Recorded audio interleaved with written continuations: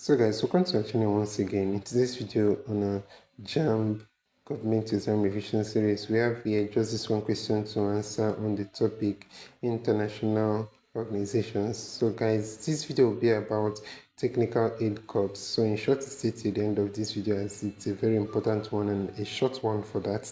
So let's start with this question here. It says, the Technical Aid Corps program was initiated by Nigeria to contribute to the socio-economic development of A.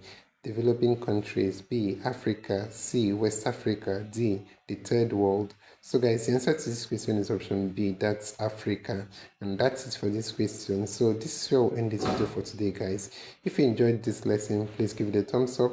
Don't forget to subscribe to this channel if you're not yet a subscriber. Also, if you have any specific question regarding this video, you can drop your question on the comment section below and we'll ensure to give you a response. So finally, guys, we want to encourage you to join our YouTube channel community where we'll post major updates on JAMB examinations. You can join this channel community by hitting the join button below and we'll see you right there. Thank you once again for watching this video. See you on the next one.